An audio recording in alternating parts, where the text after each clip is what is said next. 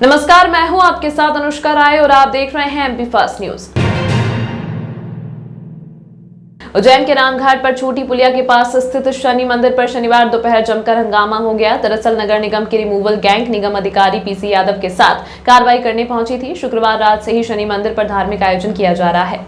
ऐसे में अचानक नगर निगम की टीम के पहुंचने से वहां मौजूद श्रद्धालुओं में आक्रोश फैल गया। जानकारी लगते ही श्री श्री 1008 महामंडलेश्वर मां मंदाकिनी पुरी जी महाराज एवं हिंदुवादी संगठन के लोग मौके पर पहुंचे और विरोध किया। महामंडलेश्वर मां मंदाकिनी ने कहा कि नगर निगम की टीम को मंदिर ही तोड़ने के लिए नजर आते हैं। शहर में कहीं अवैध निर्माण दबंगों द्वारा कर लिए गए हैं, पर वहां पर नगर निगम अभी तक नहीं पहुंची है। काफी देर चले हंगामे के बाद उच्च अधिकारियों तक मामला पहुंचा और कार्रवाई को स्थगित कर दिया गया। हालांकि इस संबंध में निगम अधिकारी पीसी यादव ने कुछ भी बोलने से मना कर दिया। शनि मंदिर के पुजारी धर्मेंद्र जोशी ने बताया कि मंदिर पर धार्मिक आयोजन चल रहा है और किसी तरह का अवैध निर्माण फिलहाल नहीं है। झूठी शिकायत पर नगर निगम के अधिकारी परेशान कर रहे हैं। नगर रोड पे अवैध निर्माण है, वहाँ उन्हें नजर नहीं आ रहे। संतों की जगह उन्हें नजर आती है। कोई संत आश्रम बनाता है, कुटिया बनाता है, वहाँ तोड़ने पहुँच जाते हैं। मंदिर के 4 पिल्लर तोड़ने पहुँच गए। बता दीजिए, अरे एक काम करिए, आप दरगाह तोड़ दीजिए, हम पिल्लर खुद तोड़ देंगे। पहले आप उन पे कार्रवाई करिए, ठीक है। और ये चेतावनी है, दोबारा यहाँ आना नहीं, वरना अच्छा नहीं होगा। अगर सनातन धर्म के एक पत्थर को भी आप छेड़ने की कोशिश करोगे तो ऐसा ना हो आपके नगर निगम की नींव भी हिलने लगे। जय हिंद, जय भारत, वंदे मातरम। उच्च अधिकारियों ने बात करी एडीएम साहब से और इनसे बात करके और उसको अभी टीम को वापस किया है। पर मेरा एक प्रशासन से आग्रह है कि इनको अवैध क्या मंदिर ही दिखते हैं, शहर के अंदर और भी चीज़ें अवैध है जिस पे कोर्ट का आदेश आने के बाद भी आज तक ध्वस्त नहीं हुई है। कोई भी राह चलता अगर आवेदन देता है तो मंदिर पे निगम टीम आगे खड़ी हो जाती है। तो क्या निगम कर्मचारियों को सिर्फ मंदिर ही दिखते हैं और कोई अवैध निर्माण नहीं दिखता है? पुलिस प्रशासन हमेशा मंदिर के आसपास का अतिक्रमण हटाता है। चालानी कार्रवाई जो होती है वो रोड पे होती है। आप देख लो, तोपखाने से अगर निकलते हैं तो पूरा जाम लगा रहता है ना। अभी परसों के दिन टीवी में आया था कि हरसिद्धि के यहाँ पर जाम लगा 1 घंटे, तोपखाने में 3 घंटे जाम लगा। वहाँ पुलिस प्रशासन ने क्यों कार्रवाई नहीं की? मेरा प्रशासन से यही आग्रह है कि एक तरफा कार्रवाई नहीं करे, हमेशा दोनों चीज़ों को लेकर वो चले। उच्च हमारे विश्व हिंदू परिषद के उच्च अधिकारियों ने बात करी अधिकारियों से और आज वो कार्रवाई रोक दी गई है। कुमावत, महेश कुमावत। नगर निगम की टीम आई थी कार्रवाई करने, मंदिर का पिल्लर तोड़ने। यहाँ पर वो नगर निगम को झूठी शिकायत करी गई थी कि दुकान है, यहाँ कोई दुकान नहीं है, यहाँ मंदिर है। यहाँ पर नगर निगम की टीम ने देखा, स्पष्ट करा और वो वापस पुणे चली गई नगर निगम की टीम। लोग आ गए थे, काफ़ी बजरंग दल के लोग आ गए थे हमारे, और भी हिंदू संगठन के लोग आए थे।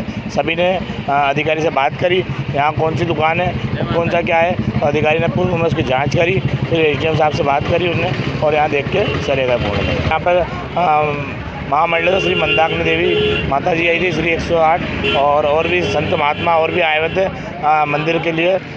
कार्यक्रम चल रहा है मंदिर पे ये महामृत्युंजय जब चल रहा है और शनिदेव का आज कार्तिक पूर्णम में शनिचरी अमावस्या आने वाली शनिचरी पूर्णम, तो उसके 1 दिन पहले तो शनिवार है आज।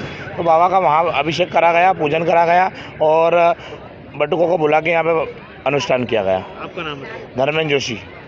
विश्व प्रसिद्ध बाबा महाकाल की भस्म आरती देश विदेश में मशहूर है। आए दिन यहाँ पर सेलिब्रिटीज का जमावड़ा लगा रहता है। बाबा महाकाल के शरण में आज कथावाचक जया किशोरी शामिल हुई। यहाँ वो भक्ति में लीन नजर आई। मीडिया से भी अपना पर्सनल अनुभव साझा करते हुए मंदिर की तारीफ की। जैसा कि आप सभी जानते हैं, आधुनिक युग की मीरा के नाम से प्रसिद्ध देश की प्रसिद्ध कथावाचक जया किशोरी को सुनने के लिए दूर दूर से भक्त आते हैं। ऐसे में उज्जैन में भी हजारों भक्त इस कथा में शिरकत कर रहे हैं। दरअसल पहली बार उज्जैन में जया किशोरी की कथा आयोजित हुई है। हजारों लोग इस कथा को सुनने पहुंच रहे हैं। देवास रोड पर 600 फीट की जगह में पंडाल बनाकर तैयार किया गया है। उज्जैन में जया किशोरी पिछले 19 तारीख से यहाँ अपनी कथा व मधुर आवाज से लोगों में धूम मचा रही हैं। आज जया किशोरी देर रात महाकाल मंदिर पहुंची, तड़के 4 बजे भस्म आरती में शामिल हुई। वे साड़ी में नजर आई। जया ने नंदी हॉल में बैठकर करीब 1 घंटे तक भगवान की आरती में शामिल होकर भगवान का आशीर्वाद लिया। जया ने मंदिर समिति की व्यवस्था की तारीफ करते हुए कहा कि ये मैं दोबारा फिर आऊंगी। धन्य हो गई बाबा महाकाल के दर्शन करके। यहाँ मंदिर में मुझे बहुत अच्छे से दर्शन हुए। यहाँ की व्यवस्था बहुत अच्छी है। जो भी श्रद्धालु यहाँ आ रहा है सभी को काफी अच्छे दर्शन हो रहे हैं। जय श्री महाकाल। आज मैं उज्जैन में महाकाल के दर्शन करने के लिए आई हूँ, भस्म आरती के लिए, और बहुत ही अच्छा आयोजन, बहुत ही अच्छी व्यवस्था, मुझे बड़े ही प्यार से लाया गया और सभी भक्त मिलकर अच्छे से दर्शन कर रहे हैं। बहुत सुंदर लगा और हम हमेशा चाहेंगे कि भक्त ऐसे ही दर्शन करते रहे, इतने ही स्वाभाविक तौर से महाकाल के करीब अपने आप को पा सके। तो बहुत बहुत धन्यवाद जितने भी सदस्य उन सभी का कि उन्होंने दर्शन के लिए हमारी सहायता की। जय श्री महाकाल। जय श्री महाकाल। मुख्यमंत्री शिवराज सिंह चौहान का उज्जैन दौरा हुआ। एक प्रकार से यह धार्मिक दौरा रहा। वोटिंग के बाद पहली बार उज्जैन पहुंचे मुख्यमंत्री ने सभी प्रमुख मंदिरों में दर्शन किए और पूजन अर्चन किया। वह विश्व प्रसिद्ध ज्योतिर्लिंग महाकालेश्वर मंदिर भी पहुंचे। उनके साथ में उनकी पत्नी साधना सिंह भी थी। मुख्यमंत्री शिवराज सिंह चौहान एक अलग अंदाज में दिखे। पत्रकारों से बातचीत करते हुए जहां उन्होंने प्रधानमंत्री मोदी की तारीफ की और कहा कि प्रधानमंत्री देश के लिए वरदान है, वहीं कांग्रेस को और राहुल गांधी को घेरा। राहुल गांधी के पनौती कहने को कहा कि कांग्रेस की तो बुद्धि मारी गई है और उन्होंने राहुल गांधी को राष्ट्रीय शर्म का विषय बताया है। 5 राज्यों के चुनाव परिणाम पर उन्होंने कहा कि सभी राज्यों में भाजपा की सरकार बन रही है। मुख्यमंत्री शिवराज सिंह चौहान आज उज्जैन देव दर्शन करने पहुंचे। सबसे पहले वह मंगलनाथ में पूजा अर्चना की। उसके बाद मां हरसिद्धि मंदिर पहुंचे, जहां पर पूजा अर्चना के बाद बाबा महाकाल के मंदिर में पहुंचे, जहां उन्होंने गर्भगृह से पूजन अर्चन किया। है कि महाकाल महाराज की शरण में आने का सौभाग्य मिला। कल राजस्थान में चुनाव प्रचार समाप्त करके फिर मेरी स्वाभाविक इच्छा थी और बाबा ने बुलाया था तो उनके चरणों में प्रणाम करने, उनका आशीर्वाद लेने हम सब लोग आए और उनके चरणों में यही प्रार्थना की कि मध्य प्रदेश की जनता और देश की जनता भी सब सुखी हो, निरोग हो, मंगल हो, कल्याण हो और उनका आशीर्वाद ऐसा मिले कि सबका कल्याण लगातार जारी रहे। ये अद्भुत नगरी है और महाकाल महालोक की शोभा न्यारी है।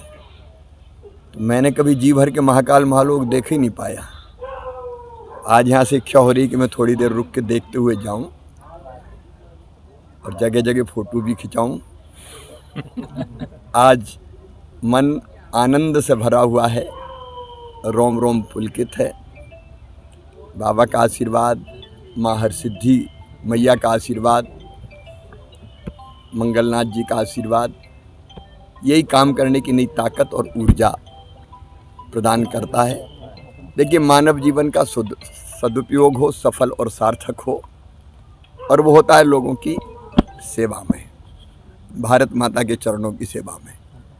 इसी भाव से भारतीय जनता पार्टी के हम सब कार्यकर्ता हैं, क्योंकि भारतीय जनता पार्टी ही अपने देश को प्रधानमंत्री श्रीमान नरेंद्र मोदी जी के नेतृत्व में एक वैभवशाली, गौरवशाली, संपन्न, समृद्ध और शक्तिशाली भारत का निर्माण हो रहा है।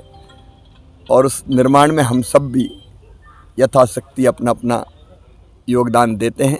एक बार बाबा के चरणों में प्रणाम और मध्य प्रदेश की जनता के चरणों में भी प्रणाम। सीएम साहब, 5 राज्यों में चुनाव चल रहे हैं, क्या लगता है आपको? आप जब भी बाबा महाकाल के दरबार में आए, भरपूर आशीर्वाद मिला है, इस बार क्या लग रहा है? यहाँ आके मैं सब भूल जाता हूँ, लेकिन जो लग रहा है, नरेंद्र मोदी जी भारत को भगवान का वरदान है और उनके नेतृत्व में जितनी प्रगति अपने देश की हुई है वो अकल्पनीय और अद्भुत है। मैंने पहले पढ़ा था बचपन में, भारतीय संस्कृति के 6 स्वर्णिम अध्याय। अगर स्वर्णिम अध्याय आज मैं कहूँ सबसे बड़ा, तो नरेंद्र मोदी जी के नेतृत्व में भारत की प्रगति और विकास का, भारत के गौरवगान का और भारत को विश्वगुरु के पद पर अधिष्ठित करने का हो रहा है। और हम सब को ये अंदर से आत्मसंतोष है कि हम भी अपना उसमें योगदान दे पा रहे हैं। और मेरा पूरा विश्वास है कि भारतीय जनता पार्टी भारत के वैभव, गौरव को आगे बढ़ाने के लिए और भौतिकता की अग्नि में दग्ध विश्व मानवता को शाश्वत शांति के पथ का दिग्दर्शन कराने के लिए भारतीय जनता पार्टी को भारी सफलता सभी राज्यों में मिलेगी। और 2024 में श्रीमान नरेंद्र मोदी जी के नेतृत्व में फिर केंद्र सरकार बनेगी। देश आगे बढ़ रहा है, देश आगे बढ़ता रहेगा। कल राजस्थान में मतदान है, पनौती शब्द पर आप क्या कहेंगे? ये कांग्रेस का मानसिक दिवालियापन नहीं है, उनकी बुद्धि मारी गई है। जाको प्रभु दारुण दुख देही, ताकि मति पहले हर ले ही। और पूरे देश की आंखों में, जनता की आंखों में आंसू थे भारत की हार पे। लेकिन ये इसलिए खुश हो रहे थे कि मोदी जी चले गए, भारत हार गया, मज़ा आ गया। अभी ये भाव तो देश द्रोह की सीमा तक जाता है एक तरह से। देश की जीत पे जब देश की करोड़ों लोग आंखों में आंसू लिए, ऐसा असह दर्द और दुख झेल रहे थे, तब वो खुशी मना के व्यंग कर रहे थे कि मोदी जी चले गए। मोदी जी ने समाज के हर वर्ग और खिलाड़ियों का भी जितना ध्यान रखा है, खेल को बढ़ाने के जितने प्रयत्न किए पहले भारत में कभी नहीं हुए। और हमारी टीम शानदार 10 मैच लगातार जीती। अब क्रिकेट बाई चांस होता है, एक आध हार गए तो कौन सा आसमान टूट गया, लेकिन हर चीज़ को कैसे भुना लें मोदी विरोध में, तो ये अंधे हो गए हैं। सचमुच में राष्ट्रीय शर्म हो गए हैं राहुल गांधी जी। सर एक सब आएंगी। सर एक सवाल था। अभी पुजारियों ने आपको टाइगर की शॉल पहनाई है। पुजारियों ने आपको टाइगर की शॉल पहनाई है। नहीं, ये तो आशीर्वाद होता है, कौन सी साल का है। देख, महाकाल के महाराज में तो सब एक ही है। Thank you.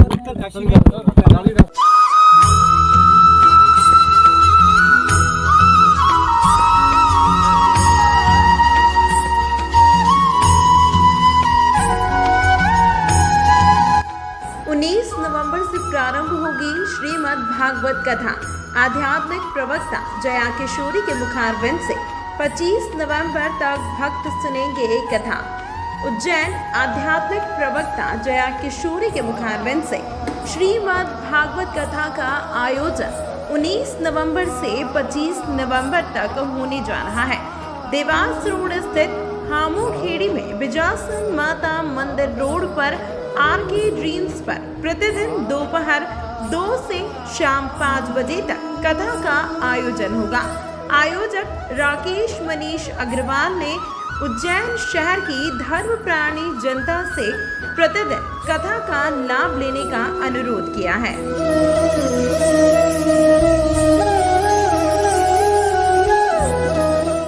ग्राम जंगीपुर में जमीनी विवाद को लेकर एक ही परिवार के 2 पक्षों में मारपीट का मामला सामने आया है, जिसमें 3 लोग घायल हुए हैं, जिनका उपचार के लिए उन्हें भर्ती कराया गया।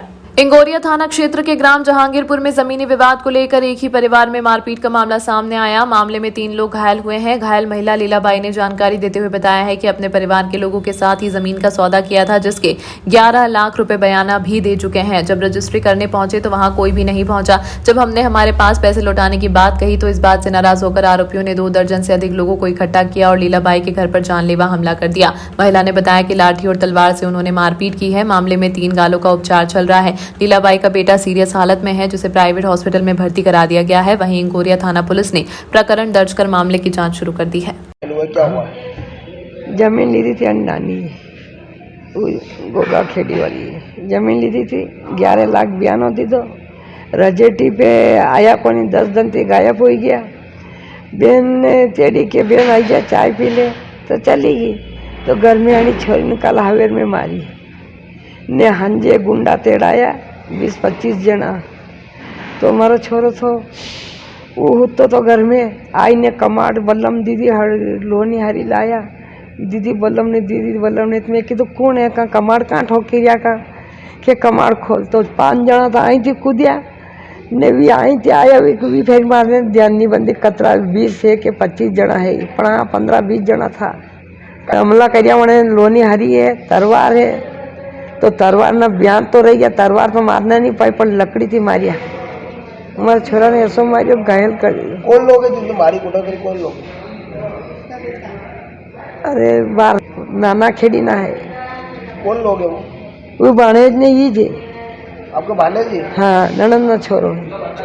हाँ ननद ना छोरा के मुँह इन्होंने तोड़े लखाड़ू मारा खाने 20 जना है तो उन्हें बेटा तेड़ाया इन्होंने जहांगीरपुर में। कितने लोग घायल हुए हैं आपकी? 3। एक लड़के को कहाँ पर रखा है? लड़के को आपके? हमारा लड़का नाम विक्रम है। कहाँ पर रखा उसको? ये मालूम को निकाली अस्पताल में जमीन पूछो। क्या नाम है आपका? हमारा नाम लीलाबाई। कहाँ पर रिपोर्ट लिखाई? ये इंगोरी थाना में। अब्दुलपुरा स्थित लखेरा धर्मशाला के पास लखेरा समाज उज्जैन के श्री राधा कृष्ण मंदिर पर देवउठनी एकादशी एवं तुलसी विवाह महोत्सव धूमधाम से मनाया गया। 56 भोग लगाकर महाआरती की गई। पंडित ईश्वर अग्निहोत्री ने जानकारी देते हुए बताया है कि कार्यक्रम के अंतर्गत एकादशी की पूर्व संध्या को भजन संध्या एवं भगवान को हल्दी मेहंदी का कार्यक्रम रखा गया। एकादशी के दिन मंदिर में अन्नकूट रखा गया। उसके पश्चात शाम को भगवान की बारात के रूप में विवाह चल समारोह निकाला गया। चल समारोह राधा कृष्ण मंदिर से शुरू हुआ, जो उज्जैन के प्रमुख मार्गों से होता हुआ मंदिर पर समाप्त हुआ। इस दौरान श्रीमती सुनीता जी अग्रवाल के सानिध्य में भगवान विष्णु को दूल्हे के रूप में श्रृंगारित कर मंदिर परिसर में रथ, बग्घी तथा बारातियों सहित चल समारोह निकाला गया। तुलसी को भी दुल्हन के रूप में सजाकर चुनरी के मंडप में विराजित कर कन्यादान किया गया। सैकड़ों श्रद्धालु इस विवाह के साक्षी बने। चल समारोह में 101 बटुक एवं बड़ी तादाद में महिला मंडल चल रही थी। कार्यक्रम के बीच रंगारंग आतिशबाजी और भजनों की मनोहारी स्वर लहरियों पर मेहमान नाचते गाते रहे। मंदिर पर आए श्रद्धालुओं को फलाहारी महाप्रसादी का वितरण किया गया। कार्यक्रम में लखेरा समाज के अध्यक्ष कृष्णलाल केथुनिया, उपाध्यक्ष रामचंद्र गहलोत सहित बड़ी संख्या में सामाजिक एवं श्रद्धालु उपस्थित थे। तुलसी विवाह के उपलक्ष्य में निकाला जा रहा है ये हमारा आज एकादशी है और हमें ये सौभाग्य प्राप्त हुआ। हम इतने खुशनसीब है, हमारा ये पूरी महिला मंडल पूरी खुशनसीब है कि हम इस काम को कर पा रहे हैं और हमारे उज्जैन शहर का ये भव्य समारोह है किया गया। आज हमने 56 भोग भी लगाया है, अन्नकूट भी किया है और फलारी वितरण होगा। अभी बहुत सारे हमारे कीर्तन चल रहे हैं। 101 हमारे पंडित, ब्राह्मण पंडित आए हैं और भी बहुत सारे लोग आए हैं जो कि हमारे इस आयोजन में भाग लिया है। आज जो है प्रबोधन एकादशी और इस दिन जो है तुलसी विवाह होता है और आज से ही विवाह शुरू हो जाते हैं। आज के दिन देव उठ जाते हैं, इसके बाद विवाह कार्य चालू हो जाता है, संपन्न हो जाता है। तो पहले कृष्ण और रुक्मिणी का तुलसी का विवाह होता है शालिग्राम जी के साथ में। तो आज हमने शालिग्राम जी के साथ में धूमधाम से विवाह उत्सव मनाया है। धर्मशाला में भजन कीर्तन भी हो रहे हैं और ब्राह्मणों को खूब दान दिया है और खूब जो है भोजन की व्यवस्था रखी गई है, कीर्तन किए गए हैं। इसमें हमारे मुख्य यजमान जो है सुनीता जी अग्रवाल और भैया गोपाल जी, इनके सानिध्य में करा गया ये कार्यक्रम और इन्हीं को ही सौभाग्य प्राप्त हुआ है आज। और बाकी तो सभी लोग हैं हमारे इस कार्यक्रम में सम्मिलित और सब आनंद ले रहे हैं। और अभी हमारा जुलूस जा रहा है, वहाँ से आएगा, आरती होगी, हवन होगा, उसके गई है और भजन संध्या, उसके बाद में भोजन की व्यवस्था चालू रहेगी, फलाहार व्यवस्था। बोर्ड की 2024 में होने वाली परीक्षा की तैयारियां शिक्षा विभाग ने शुरू कर दी हैं। जिला शिक्षा अधिकारी ने जिले के प्रिंसिपल की मीटिंग लेकर कार्य योजना की जानकारी दी है। जिला शिक्षा अधिकारी आनंद शर्मा के नेतृत्व में हुई इस मीटिंग में प्रश्न बैंक एवं मॉडल प्रश्न पत्र की सहायता से परीक्षा फल को बेहतर बनाने का फॉर्मूला दिया गया है। प्राचार्यों, बीईओ, बीआरसी और मास्टर ट्रेनर की समीक्षा बैठक में जिला शिक्षा अधिकारी ने कहा कि सभी प्राचार्य को इसी सप्ताह सभी 21 विषय के प्रश्न बैंक उपलब्ध करवाए जा रहे हैं, जो आपके शिक्षकों से बनाए प्रश्न पत्र के आधार पर जिले की विषय विशेषज्ञों की टीम ने बनाए हैं। इनका उपयोग आप शेष बचे 70 दिवस में सुनिश्चित करना है, जिसकी कार्य योजना भी दी जाएगी। बैठक के प्रथम सत्र में विभाग के सभी सेक्शन पर प्रभारियों द्वारा जानकारी दी। इसमें प्रमुख स्थापना, सतर्कता, क्रीड़ा योजना, IT सेल, लेखा, व्यवसायिक, छात्रावास प्रमुख थे। बैठक के द्वितीय सत्र में समग्र शिक्षा अभियान की वित्तीय व्यवस्था, दिव्यांग सुविधा भत्ता, अधिसंरचना विकास, वार्षिक कार्य योजना, ICT एवं वोकेशनल प्रस्ताव, नियमित उपस्थिति के संबंध में PPT के माध्यम से ADPC गिरीश तिवारी ने क्रियान्वयन बिंदु बताते हुए सभी ऑनलाइन कार्य समय सीमा में करने की हिदायत दी। पेंडेंसी पर जिला शिक्षा अधिकारी ने 1-to-1 समीक्षा कर कल से 100% स्कूल से कार्य को कहा। इस अवसर पर सभी 6 विषयों के कोर्स डायरेक्टर ने अपने विषय की बारीकियों पर चर्चा की। वहीं सभी BEO ने भी संबोधित किया। जिला शिक्षा अधिकारी एवं ADPC द्वारा त्रैमासिक परीक्षा फल समीक्षा करते हुए निदानात्मक कक्षा संचालन पर जोर दिया, क्योंकि त्रैमासिक के आधार पर कुल 9,756 विद्यार्थियों में 7,790 विद्यार्थी तो D, M एवं E ग्रेड में ही हैं। बैठक में सहायक संचालक महेंद्र खत्री, योजना अधिकारी संगीता श्रीवास्तव ने भी संबोधित किया। बैठक के अंत में गत वर्ष के परीक्षा फल में 100% रिजल्ट देने वाले शिक्षकों के प्रमाण पत्र संबंधित प्राचार्य को जिला शिक्षा अधिकारी द्वारा प्रदान किए गए। साथ ही बैठक में 5 प्राचार्य अनुपस्थित रहे, जिन्हें कारण बताओ सूचना पत्र जारी किया जाएगा। इनमें बंदरबेला, बरड़िया, झुटावाड़, कुंडी खेड़ा, कन्या, घटिया के प्राचार्य थे। परीक्षाएं शुरू होने वाली है, उसके लिए क्या तैयारी विभाग ने करी है? अभी कल हमने सारे प्राचार्यों के साथ चर्चा की है, बातचीत दिन भर हमारी समीक्षा हुई है, जिसमें हमने त्रैमासिक परीक्षा जो हुई थी उसके परीक्षा परिणामों की समीक्षा भी की है जी। और एक स्ट्रैटेजी हमने बनाई है, रणनीति के तहत हम काम कर रहे हैं। हमारे सारे प्राचार्य उसमें सहयोग कर रहे हैं। जैसा हम सभी को मालूम है, केवल आज की डेट से अगर काउंट करें, चूँकि 6 फरवरी से परीक्षाएं हैं, तो हमारे पास केवल 37 कार्य दिवस बचे हैं। उन 37 कार्य दिवस में हमें बच्चों के साथ बहुत सारे प्रयास अभ्यास करने पड़ेंगे, तभी हम परीक्षा परिणाम ठीक से ला पाएंगे। गत वर्ष 10वीं और 12वीं के परीक्षा परिणाम में हमने प्रयास किया, पूरे जिले ने प्रयास किया, तो उसमें हम लोग 16% की वृद्धि हुई थी। अब हमारा ये रहेगा इस बार कि अब हम पिछले वर्ष के परीक्षा परिणाम से भी और आगे जाएं, और इसके लिए हमने प्रत्येक विषय शिक्षक से 10वीं 12वीं जो पढ़ा रहे हैं उनके शासकीय विद्यालयों के प्रत्येक विषय शिक्षक से प्रश्न पत्र बनवाए हैं जो विषय वो पढ़ाते हैं। उन प्रश्न पत्रों को एकत्रित करके 205 जो हमारे हाई स्कूल हायर सेकेंडरी हैं उनमें सारे प्रश्न पत्र विषयवार एकत्रित करके जो हमारे मास्टर ट्रेनर विषय विशेषज्ञ हैं, कोर्स डायरेक्टर हैं, उनकी 5 सदस्यीय टीम है, उनने पूरे प्रश्न पत्रों में से प्रश्न समेकित किए, इकट्ठे किए, और उसके बाद उसका एक प्रश्न बैंक हमने तैयार कर लिया। और 21 विषय जो हमारे हैं उनकी हमने प्रश्न बैंक तैयार किए हैं। अभी 2-3 विषय के रह गए हैं, तो लगभग 18 के हमारे तैयार हो गए हैं। तो 1-2 दिन में हमारे तैयार हो जाएंगे, फिर हम वो सॉफ्ट कॉपी पूरे स्कूल्स को शेयर करेंगे। इसके बाद उस सॉफ्ट कॉपी के आधार पर उसमें लगभग 400 से 500 प्रश्न हैं अलग अलग विषयों के। उन प्रश्नों का अभ्यास हम सतत रूप से कराएंगे। जो हमारे डी और ई ग्रेड के बच्चे हैं, कमजोर बच्चे हैं, उनके साथ में कल जो चर्चा हुई है प्राचार्यों से, उसमें लगभग 150 प्रश्न प्रत्येक विषय के सिलेक्ट किए गए, उनको हाईलाइट किया गया है, उन प्रश्नों पर फोकस किया जाएगा उन बच्चों के साथ में। तो ये हमारी आगे, ताकि रिजल्ट अच्छा। तमाम महत्वपूर्ण खबरों के लिए देखते रहिए MP फर्स्ट न्यूज।